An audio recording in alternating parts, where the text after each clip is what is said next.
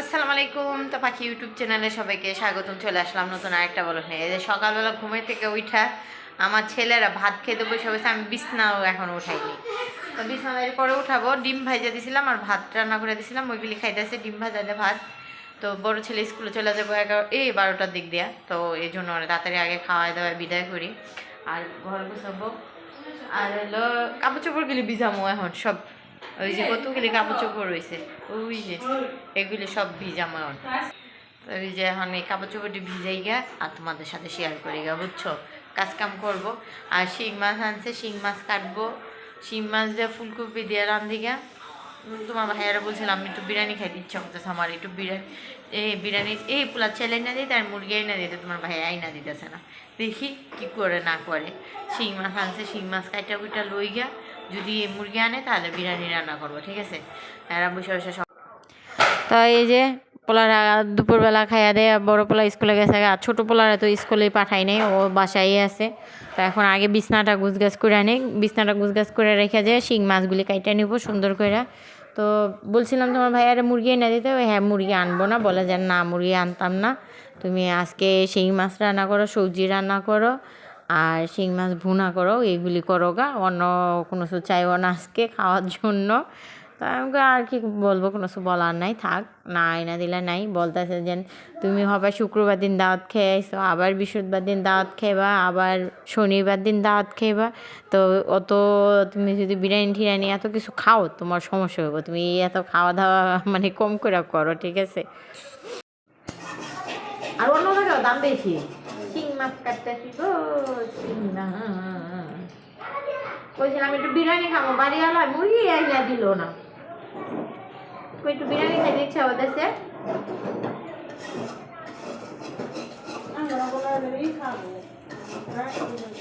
শিং মাছ কাটতে উঠতে পারবি না, মার কাছে দিয়া পারে আর দিয়া দিব না, আমি রেডি করি। ভাতটাও সবজিটা বসাই দিই।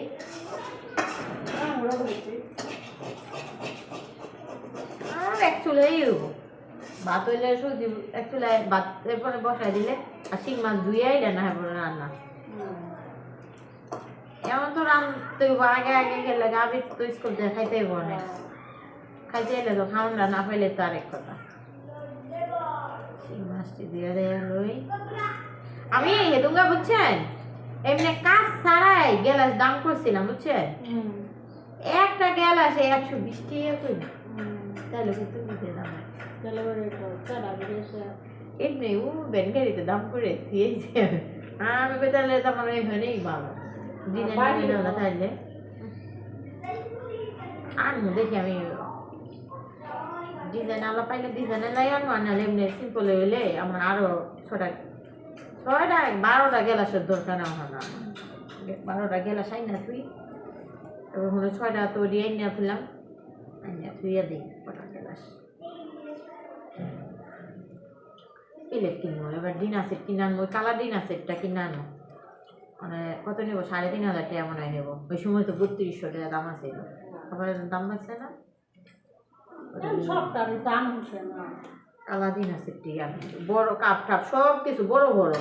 এই বেডির যত পচা মশা গ্যালাস ধরা দিয়ে দেয় ওই সবাই সব কিছু। এই যে কাইটা বাইসা নিছি, সবজি রান্না করবো।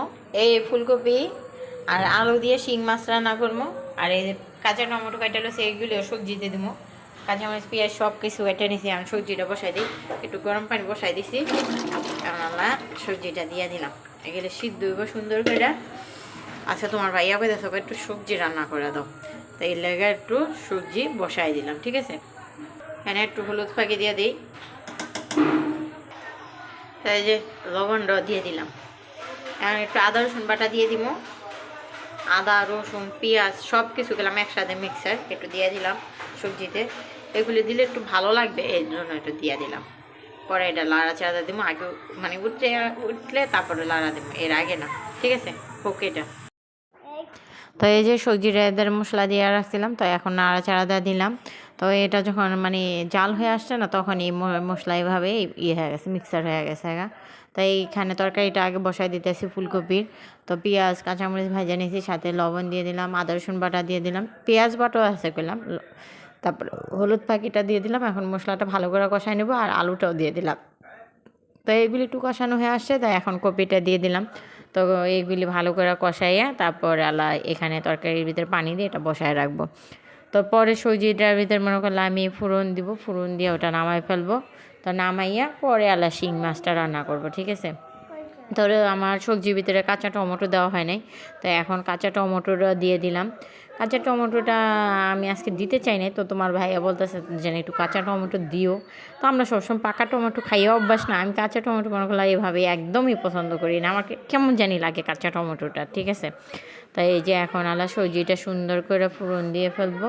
তো এই যে পেঁয়াজ কাঁচামরিচ সাথে রসুন এগুলি সুন্দর করে ভাজা নিতেছি। তো এই যে ভাজা হয়ে গেছে, এখানে দিয়ে দিলাম। তো এখানে দিয়ে এখন এটার আবার একটু চুলার উপরে বসাবো, বসাই তারপর এটা নামে ফেলবো। তো এই যে শিং মাছটা যেটা ফুলকপিতে দিব ওটা আগে ভাজা নিই। তো এটা না ভাজা দিতাম না, কারণ ফুলকপিতে দিব, একটু ভাজা দিলেই ভালো হবে। তো এই জন্য একটু ভাজতেছি। আর এই যে তরকারি চুলাটা করলাম আমি কমায় রাখছি, বাড়ায় রাখি নাই। আর ধইনা পাতা আনে নাই তোমাদের ভাইয়া, ধইনা পাতার কথা বলছিলাম, ধইনা পাতা আনে নাই গা, তো ধইনা পাতা ছাড়াই তরকারি রান্না করলাম।